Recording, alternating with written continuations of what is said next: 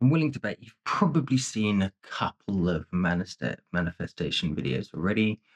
You might have tried what some of the gurus tell you, and it hasn't worked. You might have watched a couple of documentaries, you might have read a couple of books, and none of it's worked, right? Or perhaps you're someone who's dabbled in this a little bit. It's worked a little bit, but nothing consistently. So, why have you not managed to manifest what you wanted? Okay, there are two principles we're going to talk today about.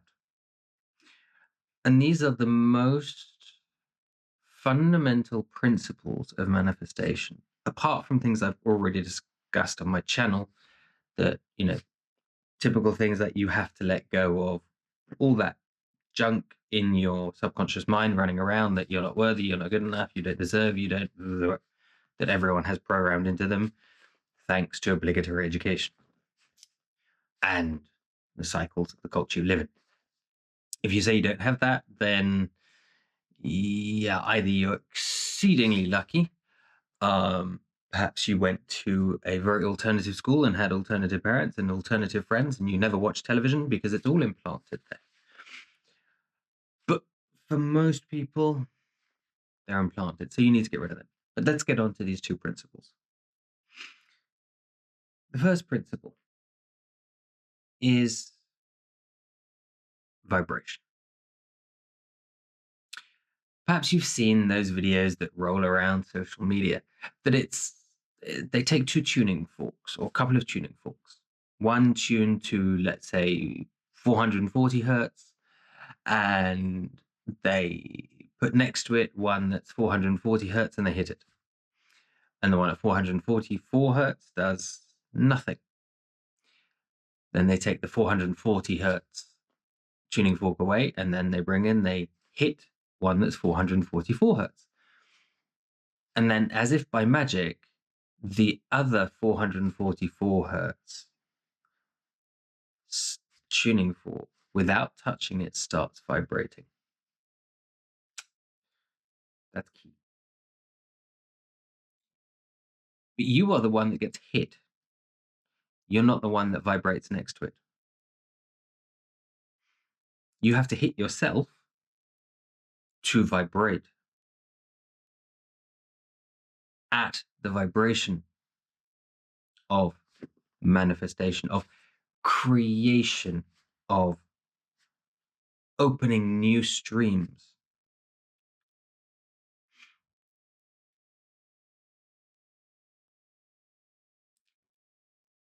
You have to continue to vibrate at that frequency all day, every day. Because the other one only vibrates as long as the first one is vibrating.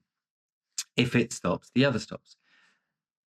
So for you to vibrate all the time and go around and find, and it's nothing about attraction. It's not the law of attraction. You're not attracting anything.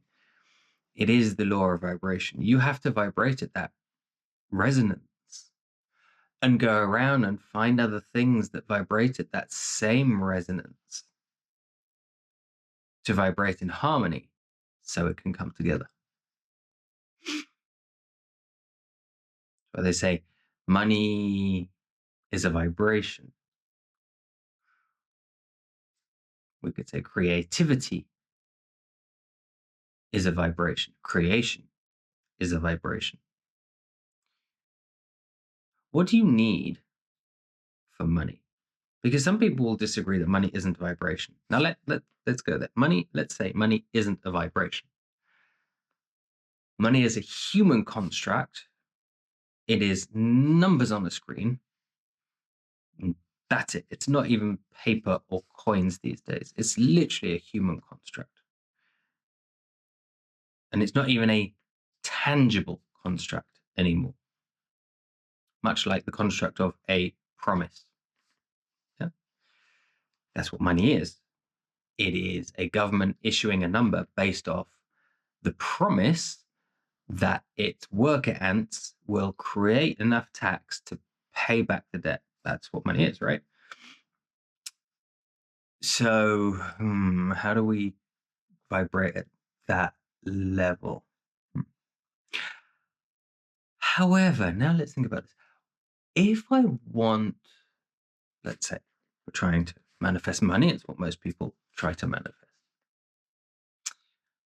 What is it that brings in money? Why do you give your money by choice? So I'm not saying for food, which is a necessity. I'm not saying to your landlord or your bank to pay the mortgage because you need a house, which is a necessity.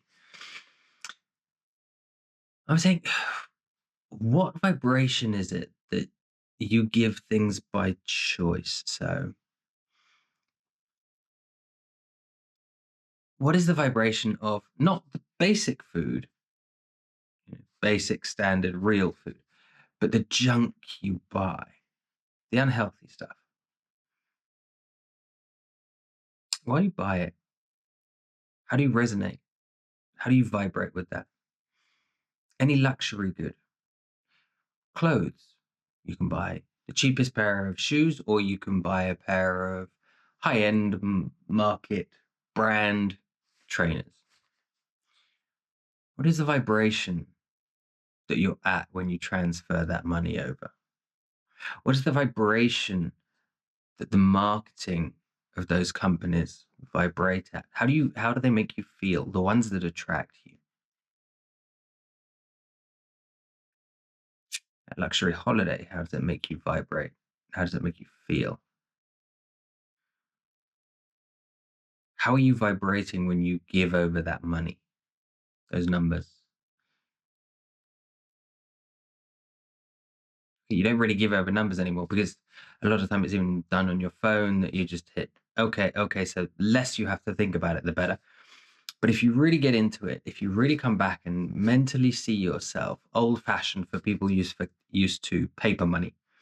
If you had to go to the bank, get that paper money, go to a store, hand it over, how would that make you feel? Why would you be handing over that money? What is the vibration of the person that you're handing that money to? And I'm not saying the person receiving the money, I'm saying the company, the brand behind that. What are they creating? It is that attraction. It is attraction. So this is why we say law of attraction. It is the company uses marketing to create a certain attraction that attracted you to it, right? And it caught your eye, you were attracted to it, you found it nice, and you handed over your money. Think about the vibration they were vibrating at. When I say attracted to, a brand, a pair of sneakers, can of soft drink, whatever it is. Have a think about that. When you feel what you feel when you are handing over that money, if you vibrate at that frequency the whole time, what do you think would happen? Is that the vibration level of manifesting money or attracting money? Was not the worker in the bank. It's not the worker in the shop. It's not their frequency. It's the frequency of the idea that is created. The frequency of the luxury car, the luxury yacht, the luxury brand, anything luxury, the vibration that attracts you to it. Now, okay, given your programming, you might be attracted to it and then get jealous of it and repel it, like in many countries people do. But there's still that thing. That's number one. Number two is, this is very important. So we are taught it is all about the word. Even right from the most basic text. In the beginning was the word. In the beginning was the sound. And that is taught to us in such a basic format because we think in words. But do we? Do we think in words? You might have an inner voice talking to you. But when you dream, is it all words on a page? Or do you hear sounds and see images? And so it's not all words, right? When you think, when you daydream, is it all words, black and white text? Or is it images and sounds? And in religion, you're taught to pray, say your words. Does the universe work with words? If we got rid of humanity, how many words are left? Not many, right? But the little vibration would still go on. There would still be success and failure. Even on an animalistic and plant-based society, there would still be success and failure. There would still be one overpopulating another. It would still go on, right? With no words. Creation would still happen. Still no words, right? Because there are no humans. So we get rid of the idea of God as Father Christmas sitting on a cloud, controlling everybody and everything and making every decision, although that's too infinite to count, considering the entire universe. If we forget rid of that archaic, stupid notion, and we realize the universe is built on, again, vibration, frequency. It's not even emotion. We interpret energy through emotion. Emotion leads us to thought, or thought leads us to emotion, and emotion leads us to energy. But the only thing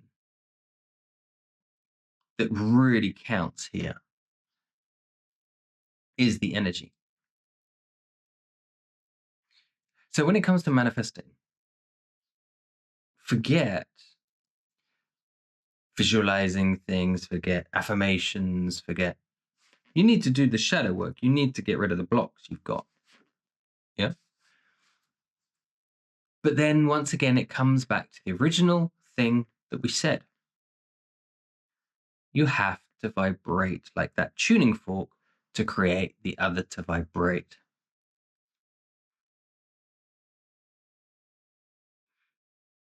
You have to vibrate at a frequency to be able to create. And to create means to manifest.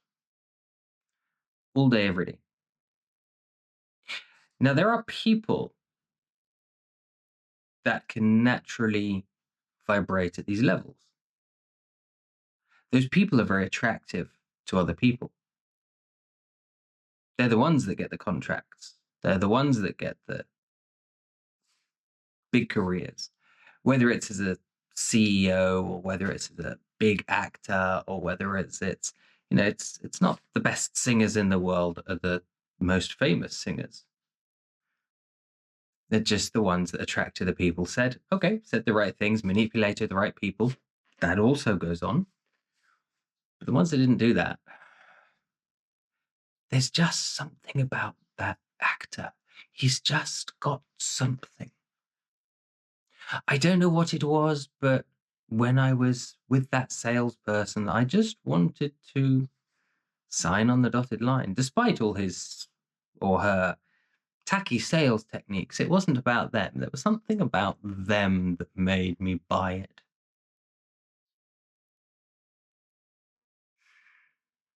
It was such a pleasure working with that guy.